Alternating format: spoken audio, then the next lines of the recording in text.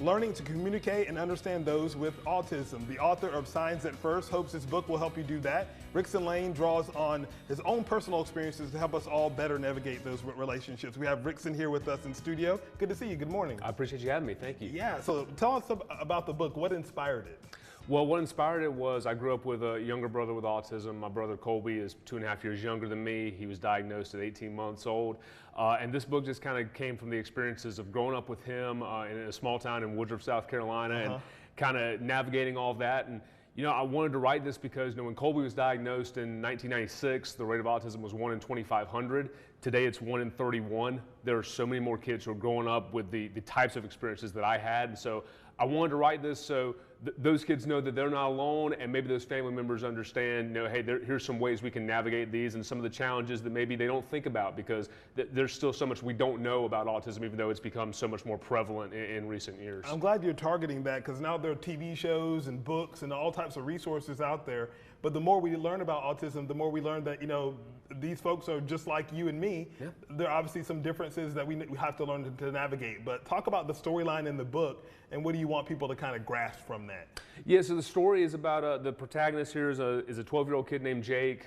He's got a pretty good home life. He plays baseball. He has good relationships with his friends. He's kind of getting into romantic relationships at that age, and it's all complicated by the fact that he has a younger brother with autism who he's having trouble connecting with. They don't really share a lot of common interests, which is something that my brother and I were dealing with when I was that age. And the storyline is just him, you know, trying to figure out how to deal with that, and also for the sports lovers, because I'm a sports guy, for his baseball team's trying to win a league championship. So he's got a lot going on, as all 12-year-olds do. There's a lot going on for him. Yeah, and so where can we buy this book? And I know that some of the proceeds benefit an organization that's really close to you and your family. Yes, sir. Yeah, so the book's available on Amazon. It's also available in select Barnes & Nobles right now, and a portion of the proceeds from every purchase goes to Project Hope Foundation, which is the nonprofit organization that my mom started to help my younger brother. It's the largest provider of autism services as a nonprofit in the state of South Carolina. I work with them right now. They've been open since 1997.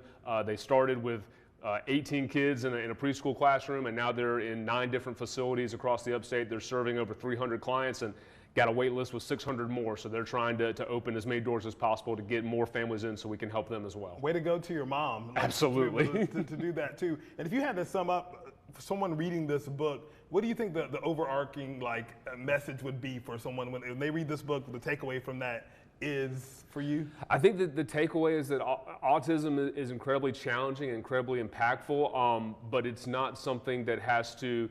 It's not necessarily something that's a death sentence for living, you know, as regular life as you possibly can as a family member. There are certainly challenges. There are certainly things that you're going to have to get used to that are not part of the everyday life for a lot of families. But I hope the other takeaway is that autism affects everybody, whether it's a parent, a sibling, a friend, a schoolmate, classmate, teammate, whatever. Autism is affecting people every day across this country, people every day across this county and the city and the state. And it's something that everyone is dealing with, and that people that are dealing with it aren't alone.